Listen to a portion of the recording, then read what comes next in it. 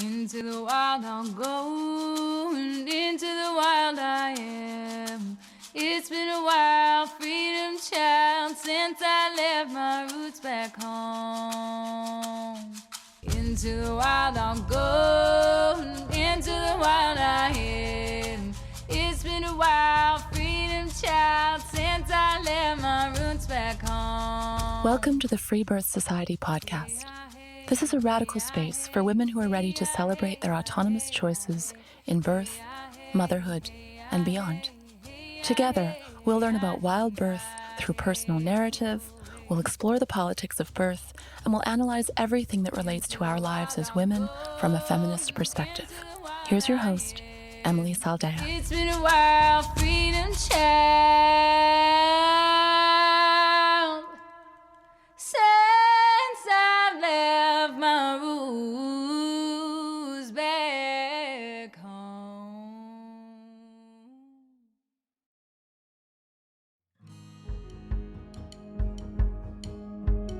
Imagine a land where women and girls run wild and free, where we're supported to feel, encouraged to express, and where we experience true collective healing.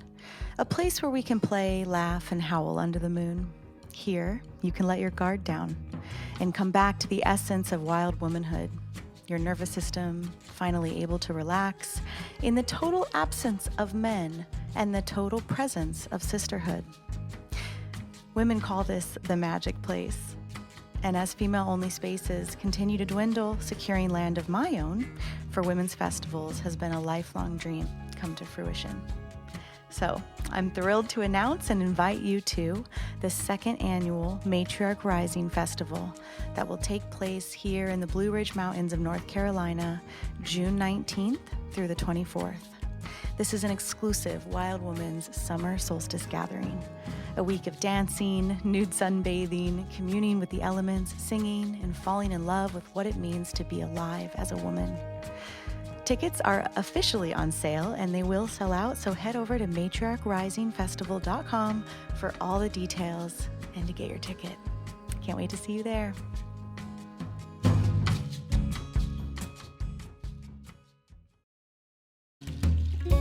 This week we have Emily, a former labor and delivery nurse turned free-birthing mother. After starting nursing school when she was pregnant with her first daughter, Emily quickly realized that licensure and hospital policies trump all else, and advocating for your patients can only go so far. After her birth with her second son, she removed herself from the medical system altogether and went on to have a wild pregnancy and a surprise breech free birth with her third.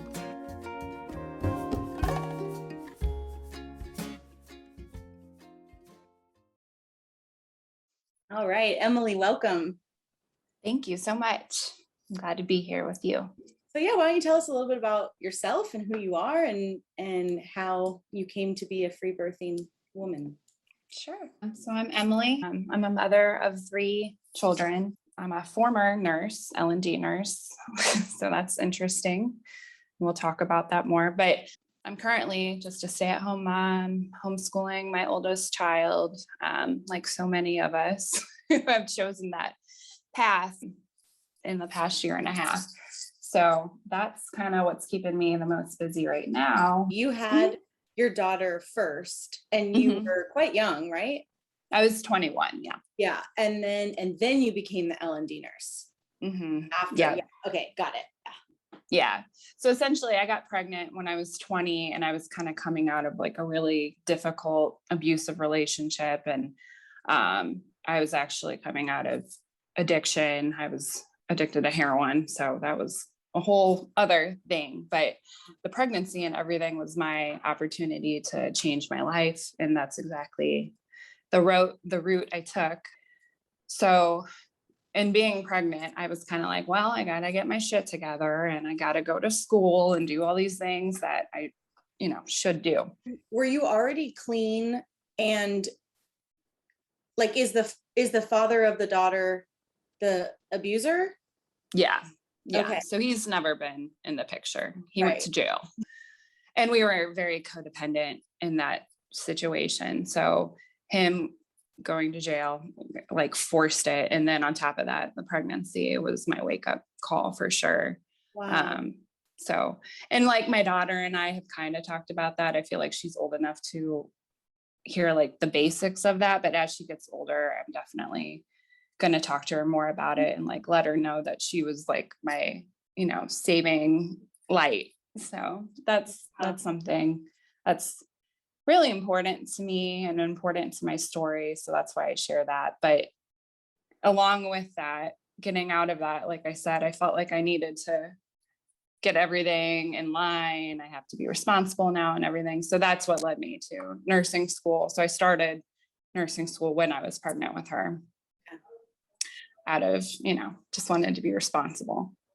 So I had her at the hospital. It's kind of like your classic natural birth in the hospital, as much as that can be a thing. That's how I framed it at the time for myself. I lived really close to the hospital at that point with my parents and like 2 blocks away. So I waited to the last second to go because I knew I didn't want an epidural. The idea of not being able to like feel my legs really freaks me out.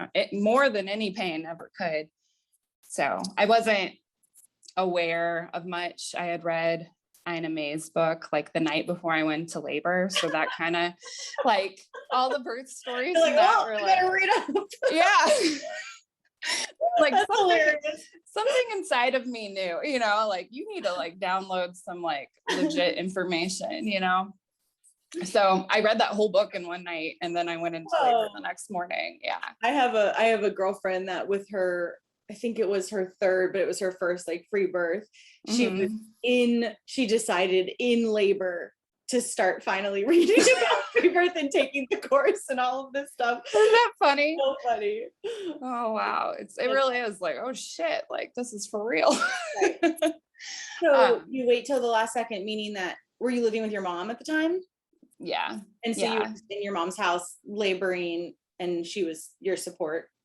Yeah. I mean, actually that day, like I woke up having contractions, but I was like in total denial, which is what happens every time to me, apparently. And I literally went to school and like took my finals that day and like in labor. And then had like my friend come over for dinner and like breathing through contractions while I'm trying to eat. And I'm like, this is going to go away. I have, like I had finals all that next week. I'm like, I gotta get through this. And she came a week early. So I was thinking in my mind, like, I have one more week. It'll, this isn't really happening. And what a disservice this whole like EDD thing does for people, right? Like a week early. No, she didn't come a week early. It doesn't make any sense, Exactly. She came when she came. You did exactly what everyone advises women to do, like you intuitively on some level to just like kind of not take it seriously, which shaved off over 24 hours of you focusing on it. That's amazing. I wish I had done that. Yeah. I mean, and like I said, like that's kind of what I've done every time where I'm kind of like, this is just prodromal labor. Like back then I didn't even know that term, but that's basically where I was at in my head. But yeah, so I waited until my water broke, essentially. My water broke and like my childhood dog like was licking it off the floor. I'm like, I guess we better go. But yeah, so we got to the hospital.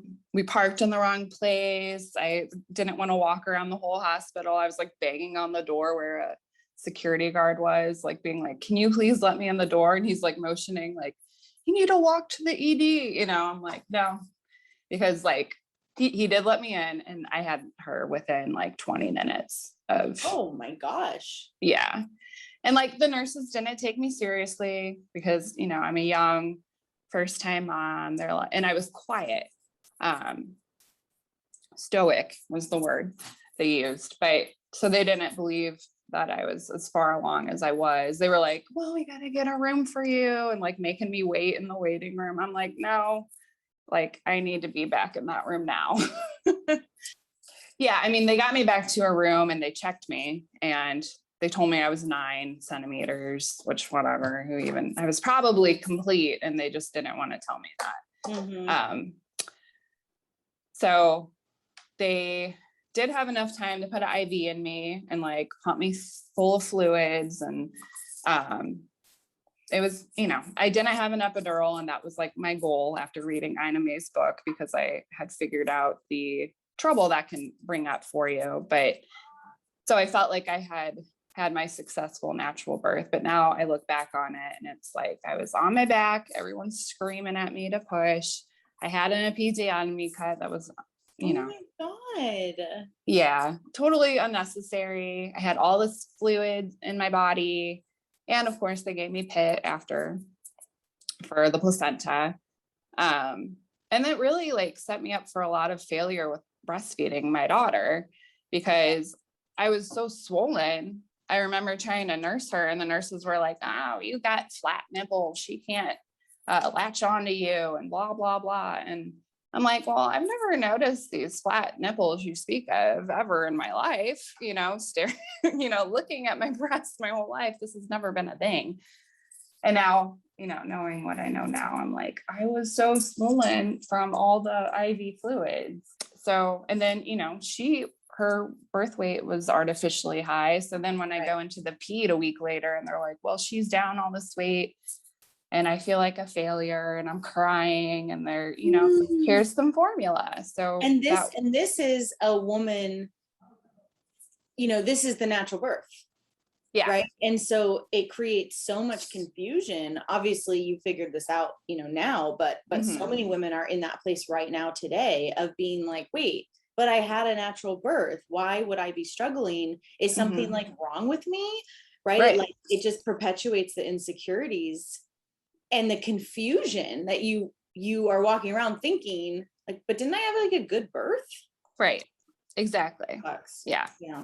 And now like knowing what we know about like Pitocin and its link to postpartum anxiety and depression and all of that, like I look back on that and I'm like, well, of course I felt the way I felt.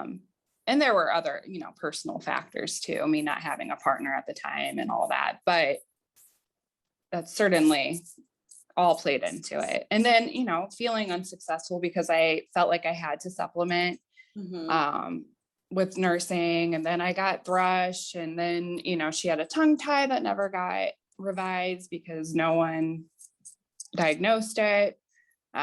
So, I mean, I went on to nurse her for 4 years. So we pushed through it. And that's like, I talk about breastfeeding a lot, and that's why, because I'm like, the gifts that I got from it, from persevering through all the bullshit, really like taught me to trust myself in that time, coming out of that addiction and everything. Like that's what I needed. So totally.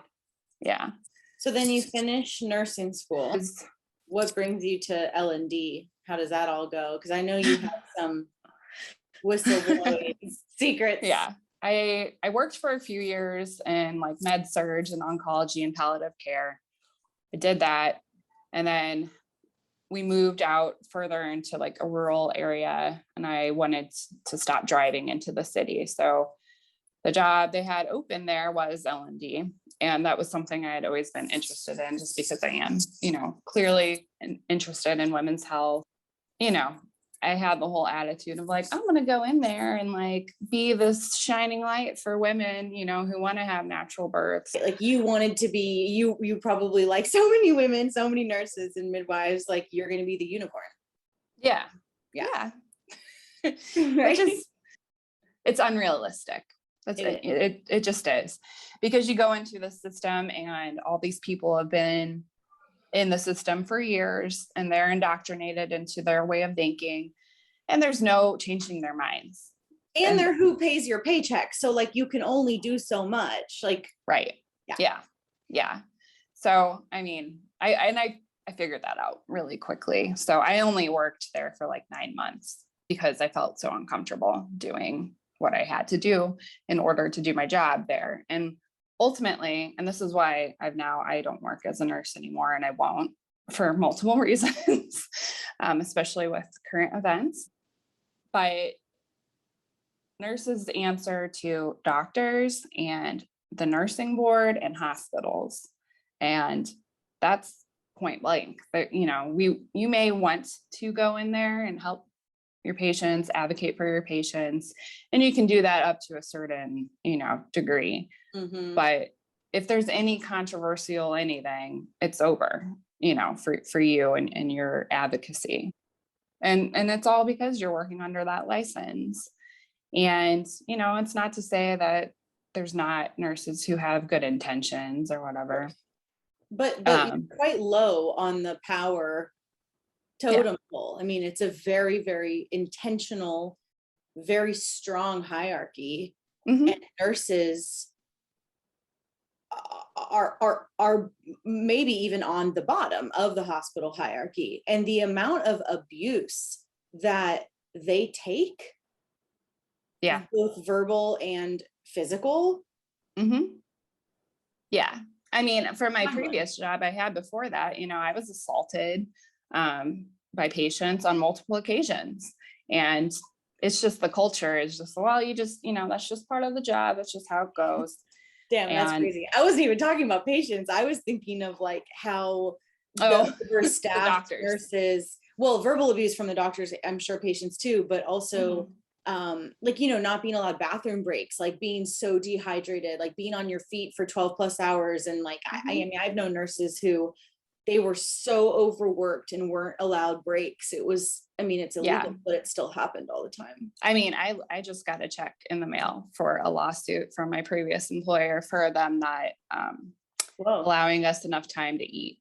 Yeah, exactly. So what are some things that stand out to you that maybe a woman listening to this podcast who is unfamiliar with the system, what are some like things you think a mother and a woman should know about L&D?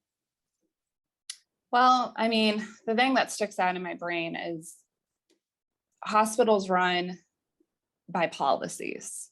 Policies aren't laws, by the way, but everything is, you have to go by the policy, the protocol. It doesn't matter what your wishes may be. Doctors work under the hospital system too. They work in a way where they're operating in a way where they're trying not to get sued. Like they will use every safety protocol.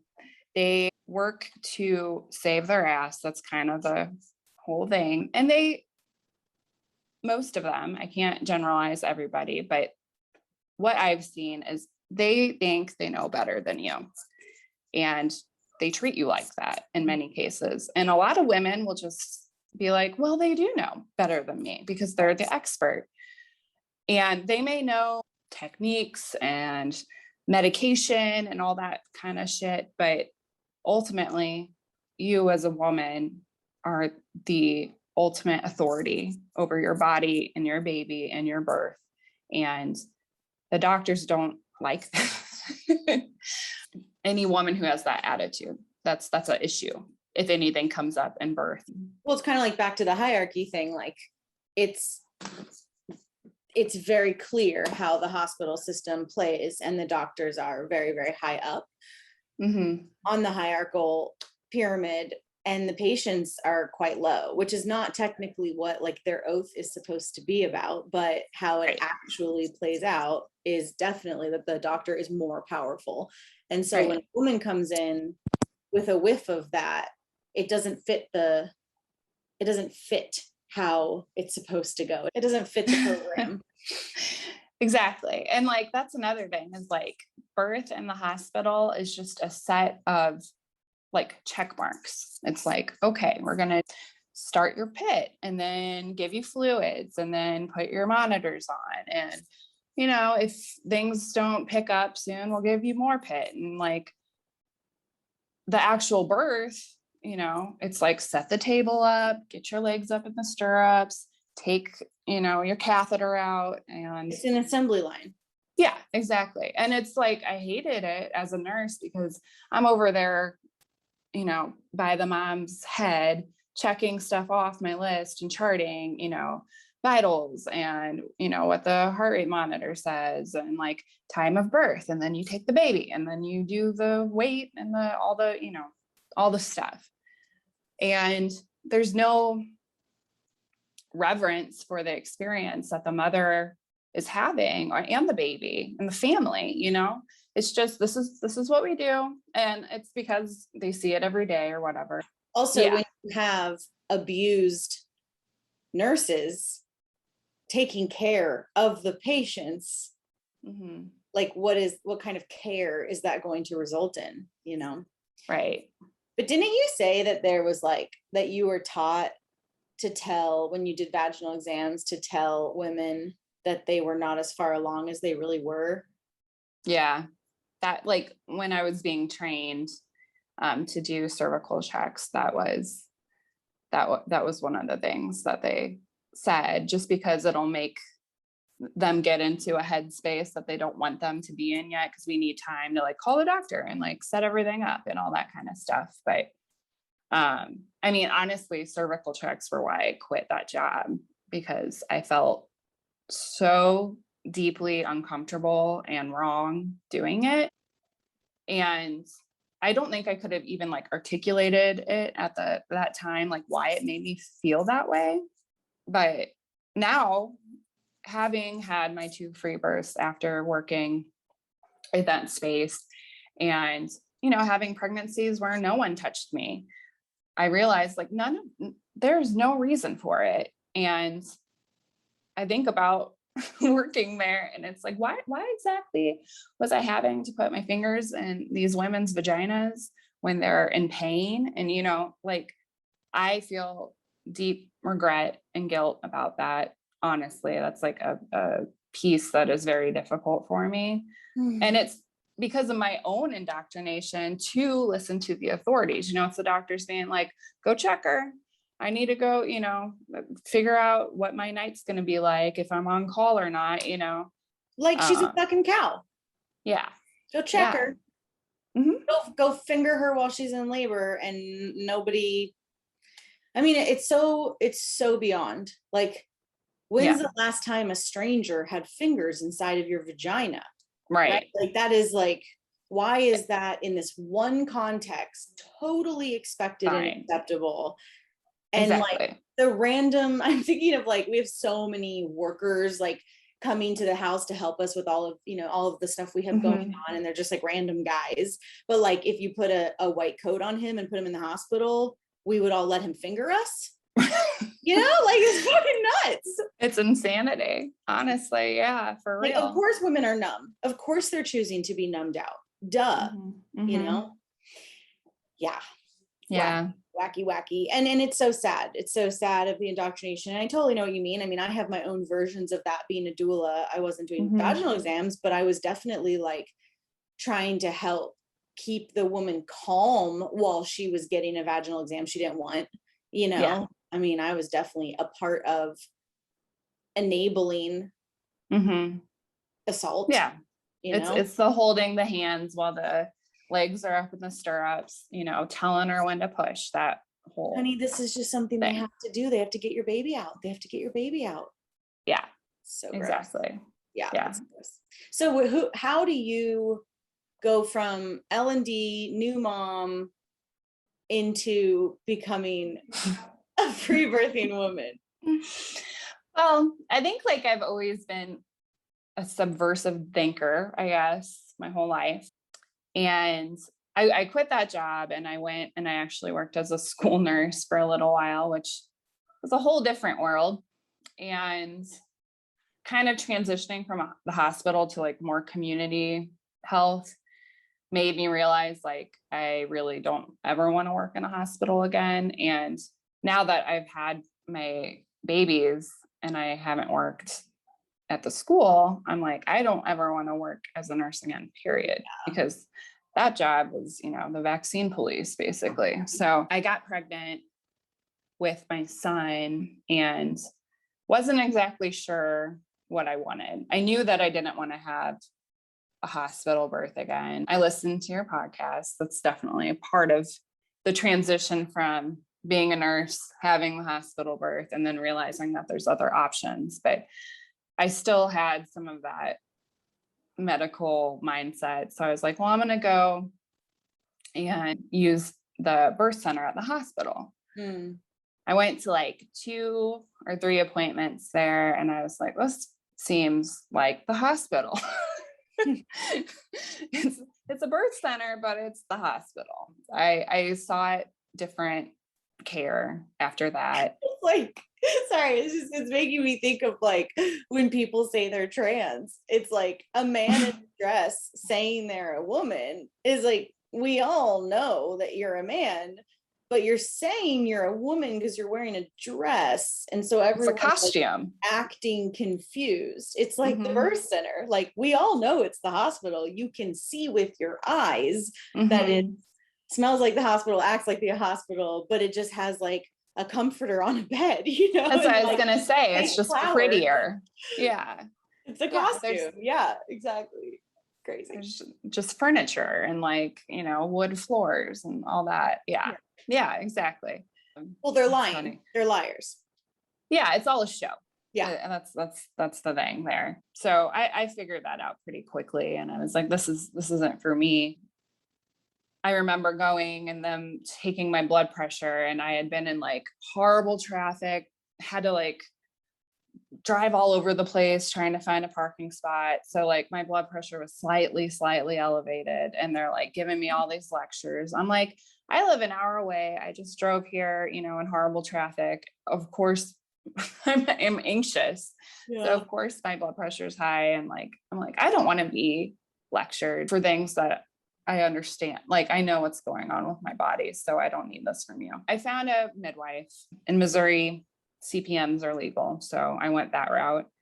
And she was cool. Like, I really got along with her. She was a good midwife, and she was very hands off and let me make any decision for myself, which, you know, saying let me is even like an issue in and of itself. But for the most part, she was good. I liked her. I enjoyed, you know, talking with her and everything.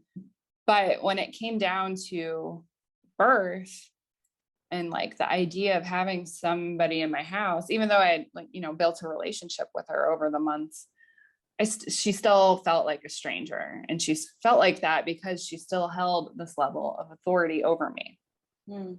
And the idea of having her in my house while I'm in labor really made me anxious in the weeks leading up to labor. And I had also been listening to Freebirth Society and like reading. Yep. So that was, you know, the little bug was in my head. When I went into labor, it was overnight, and I decided to get out of bed and go downstairs. My partner was upstairs. My daughter was upstairs sleeping, and being in my own home in the dark and allowing myself to move the way I needed to move without like eyes on me and like make the sounds I needed to make. Like, I'm a very loud person in birth. And I remember like with my first in the hospital, like having to feel self-conscious on some level, even though I was like in birth land, there's still like the self-conscious thing happening. Cause you know, I'm like, I sound when I have sex, and these people are looking at me, you know? Totally. So, and the sounds are like one of 12 very intimate things that you're doing and sharing, right? Yeah. And I'm like a more introverted person anyway. So like anything like that makes me uncomfortable just by default. So then it's like we're going deeper and deeper into the layers of birth and how intimate it is. And I don't want people there. And like I said, so being in my house and being able to do that and not even having my partner or my daughter there for the majority of the labor, I was in that and I was like, this is what I need. Like I can't call the midwife. I don't want her here. And it's definitely like the whole thing where people talk about like, oh, like a cat, like hiding away in a closet or something. I started like getting that image in my head when I was in labor. And I've always like had this connection since I was a child to like feline energy, I guess. And I was like envisioning that.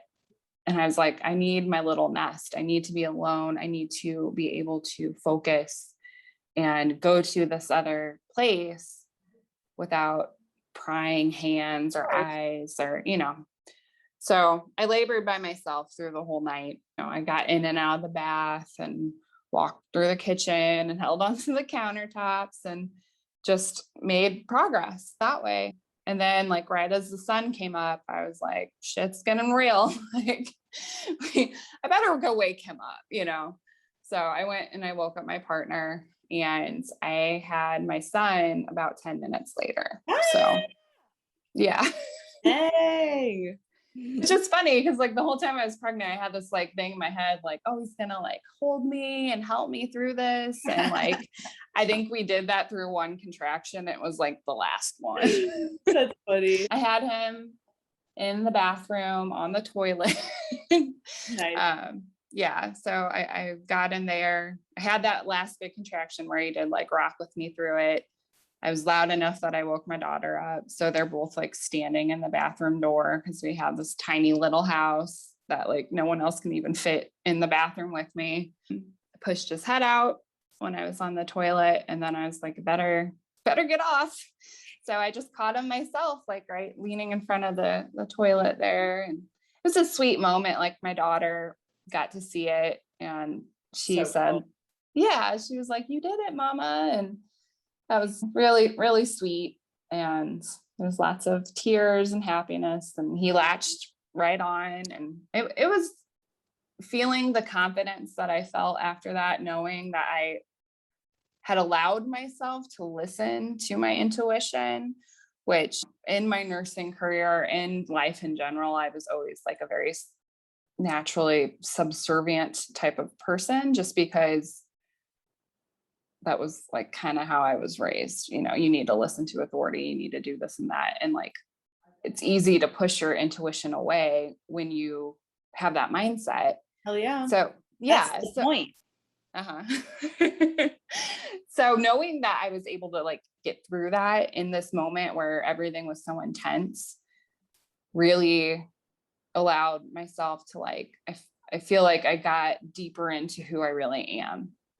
And in doing so, that led to my next pregnancy and also like, I decided that's when I quit my job. I was like, I'm not going back. I'm not doing this anymore. I'm going to focus on my home and my children. And like, that's what I had always wanted, but I didn't have the wherewithal to like allow myself to make that choice and prioritize it as a matter of like maturing as a person.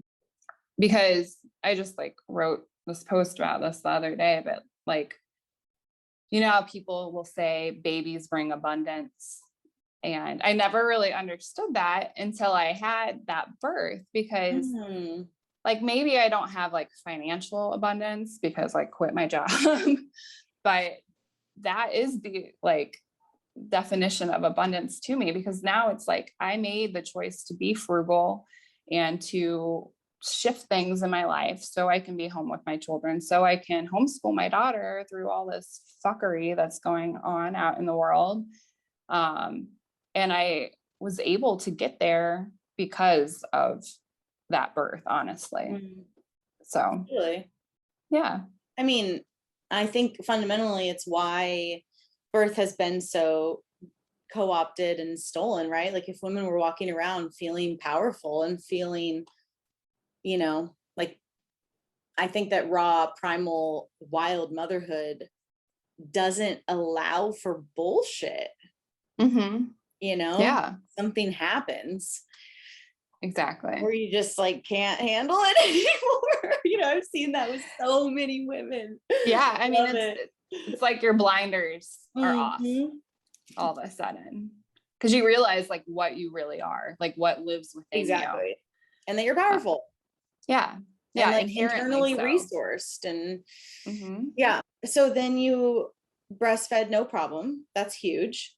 Yeah. That was like a totally, different experience. Awesome. And that's why, we had the undisturbed birth. So breastfeeding, it was just easy, which I'm grateful for sure. And then did you like tell the midwife?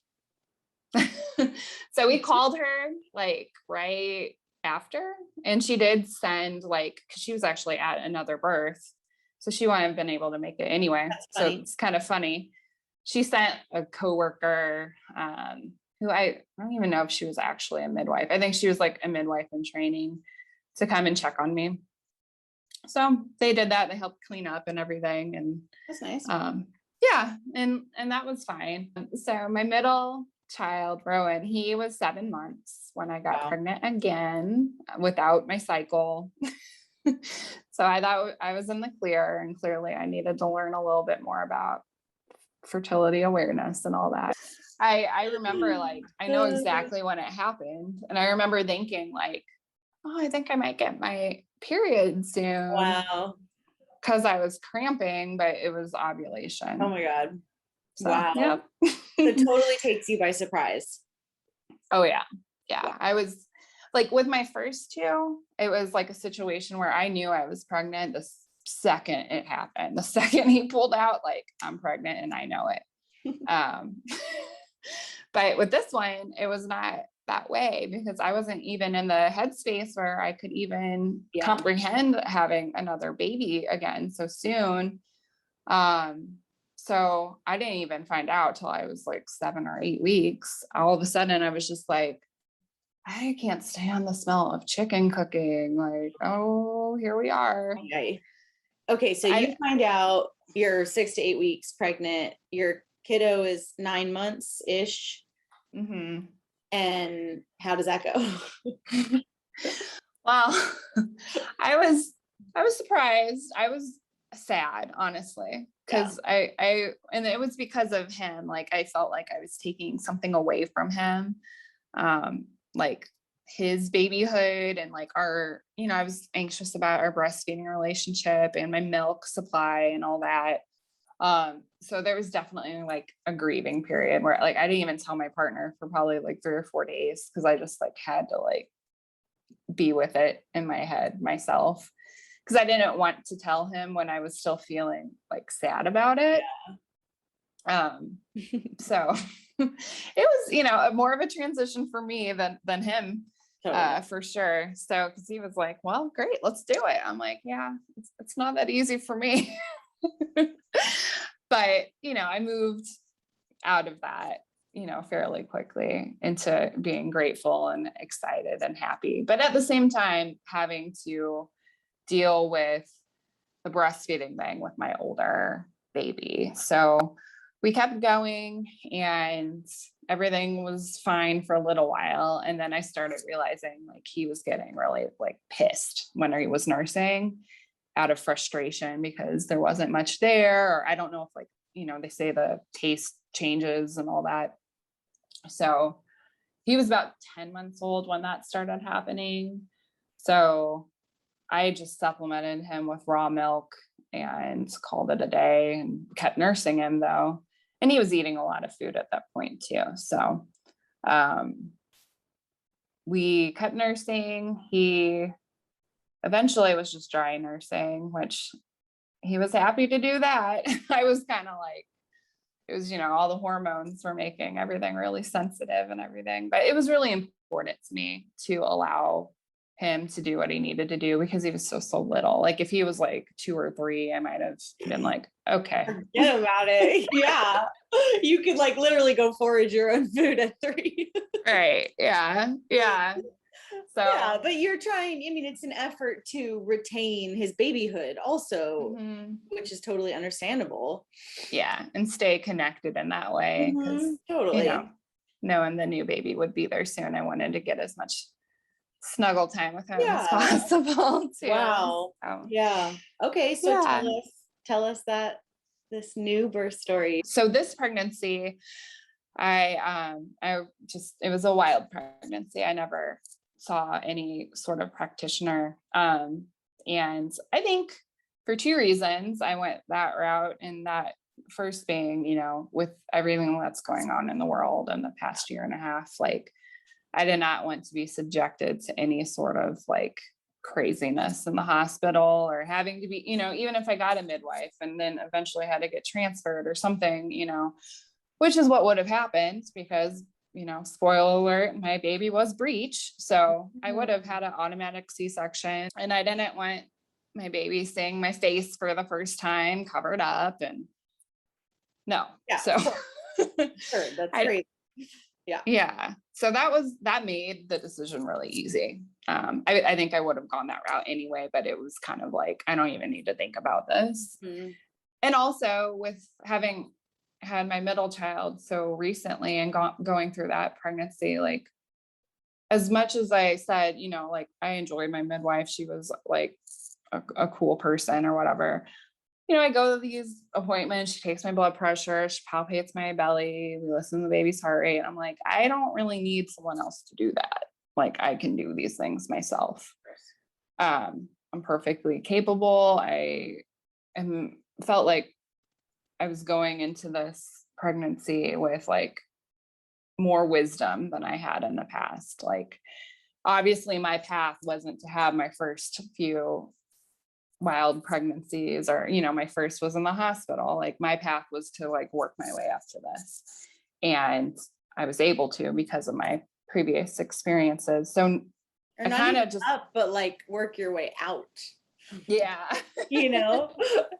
exactly, dodging all the bullshit in the middle. But right. So that pregnancy, it was wonderful to not have to go to appointments, to just feel into like what the experience really meant for myself without like other voices or ideas or opinions being injected into my experience. So that was really freeing, and realizing like, I can do this. This is everything that everyone ever did before, the last, like 200 years or whatever. So there were things I had to work through though. Like, my baby, or my placenta, was anterior. And so I didn't feel her move until I was like 23 weeks pregnant, which my first two, I remember, I think with my first, I remember feeling her about like 14 weeks normal. And then with Rowan, my middle child, like I felt him at like 10 weeks, like at a, when they say you can't. And I was like, no, I know what I'm feeling. So I was kind of expecting that to happen again. Like, oh, I'm so in tune with myself, and I'm gonna, and so I was like, what's happening? That was, anxiety producing for sure. Like I had to sit with that every night, because I would like lay down to go to sleep and be like, well, this is normally when I would feel the baby, when everything's quiet and I'm alone and I'm not feeling it. So I had to go to that dark place of being like, well, it's still early, and if something's wrong, then something's wrong, and your body will take care of it. And trusting that too. Yeah.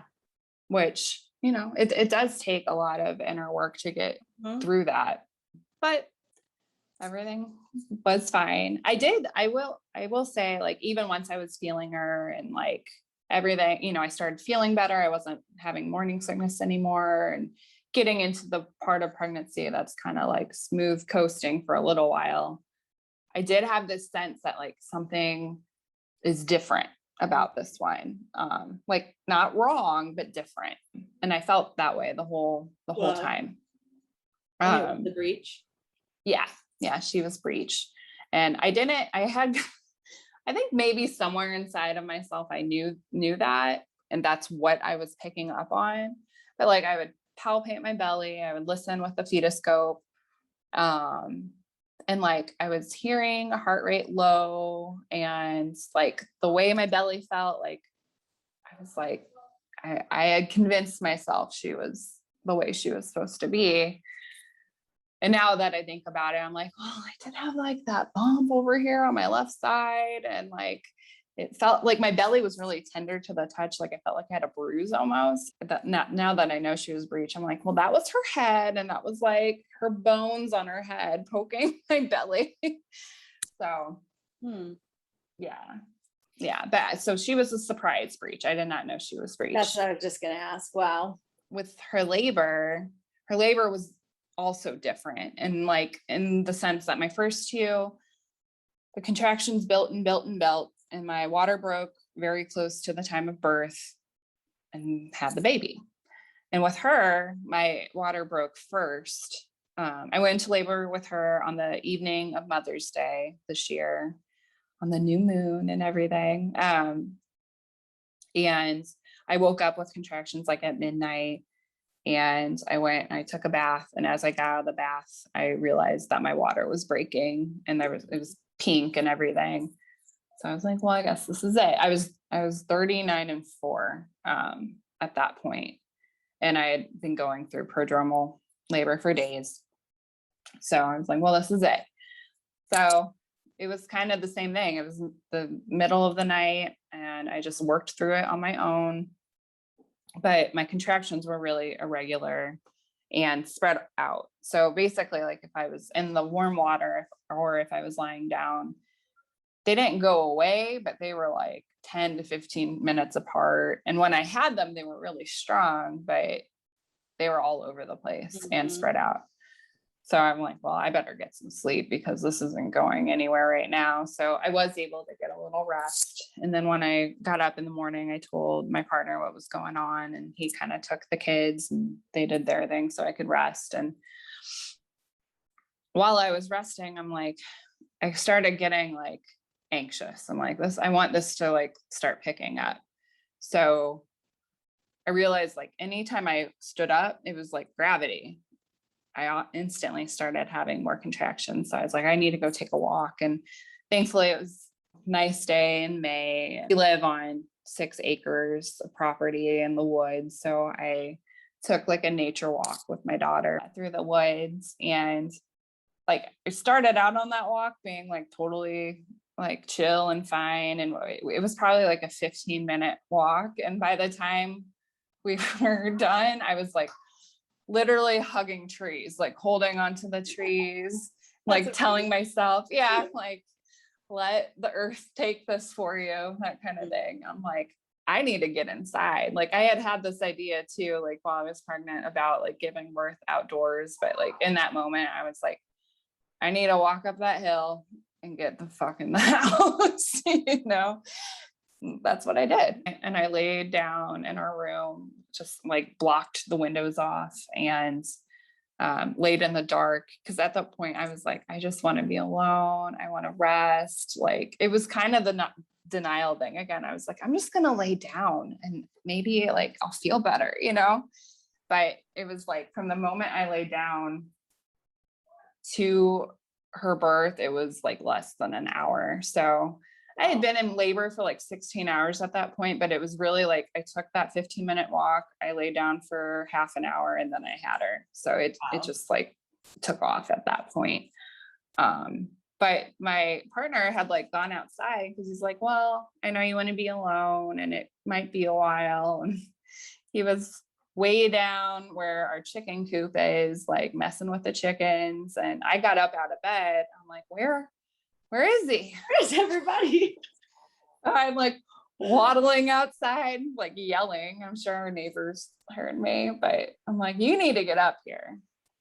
And by the time it took him to walk up to the house, I was in the kitchen on my hands and knees. Like I had no like choice. Like my body was just like, get on your hands and knees. He like walks in the door and I'm there on my hands and knees. And also at that point, I had just taken my pants off and I realized like the wetness I was feeling, you know, I was just in my head, I was like, you know, it's my water's leaking more, but I had meconium in my underwear. So, and it was like thick. So I was kind of like shifting in my head to fear at that point.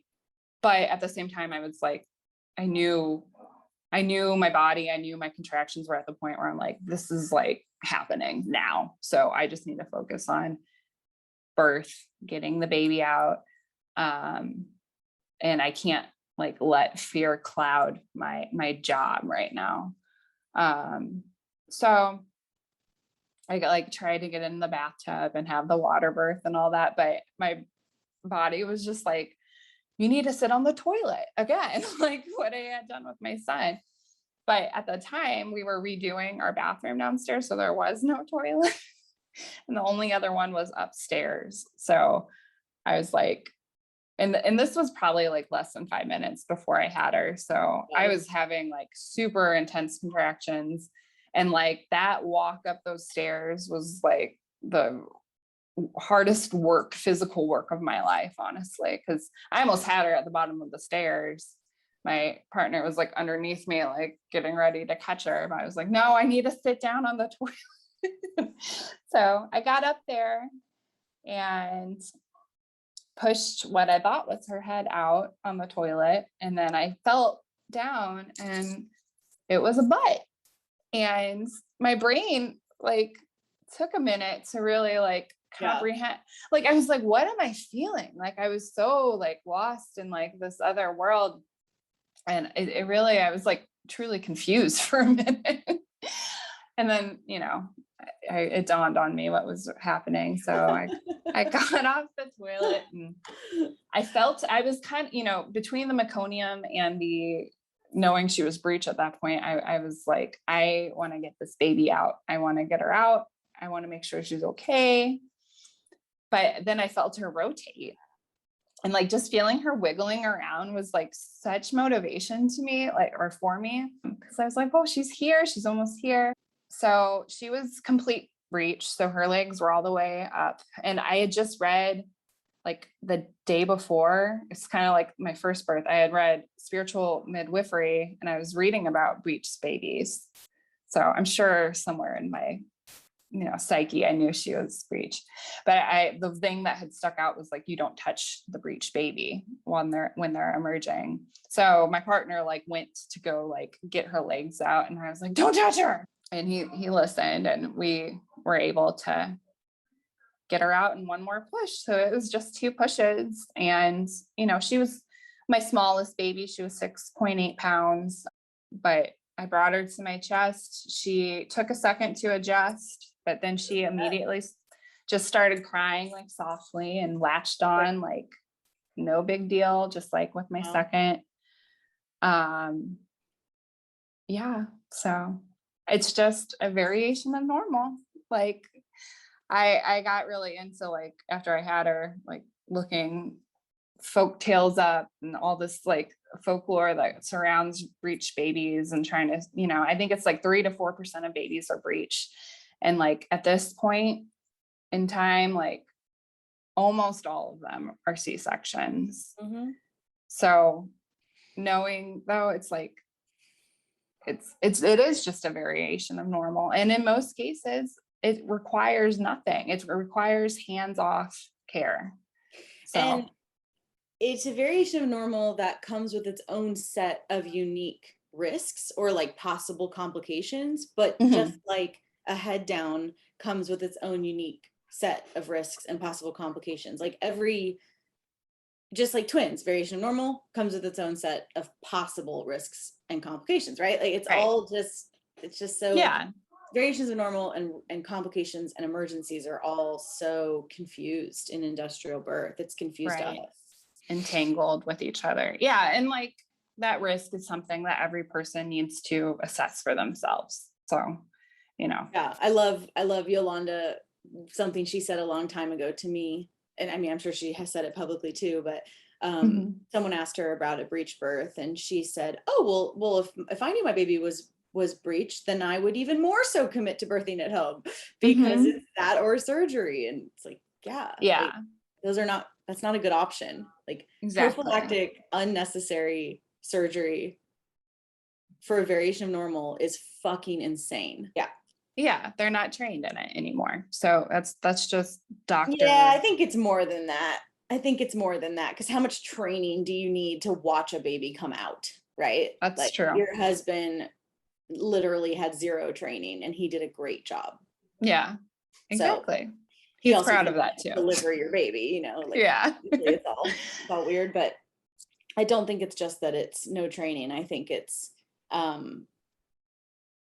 you know, everything works off of incentive. And so the question is like, what's the incentive to bring vaginal breech back? What's the incentive? And there isn't an incentive if you think about the money.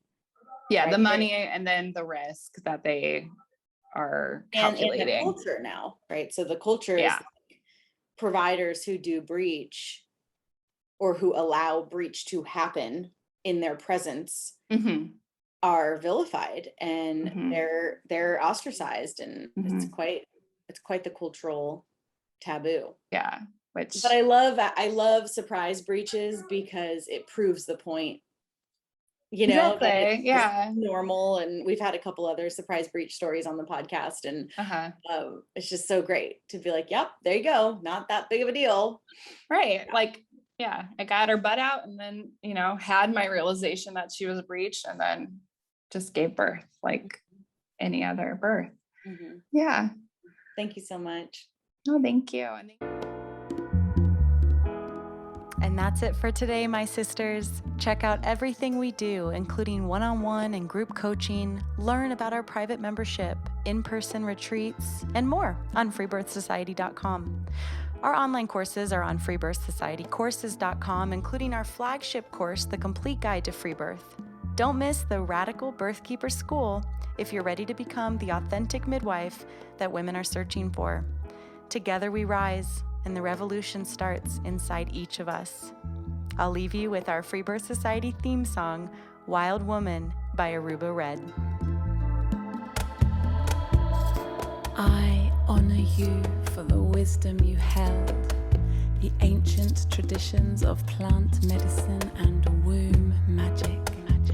I feel the spirit of the ancestors as I place my hands upon my belly. This sacred portal will be honored. Eons upon light beams of survival, withstanding the eradication of our power by design. I will not allow the separation of our young to be forced upon me. My sisters will no longer birth in captivity. The picket line redefined from burning our wild women to paralyzing us and drugging our babes. Strapped down in a clinical white bed, drying up the milk from our breasts. Keep your needles.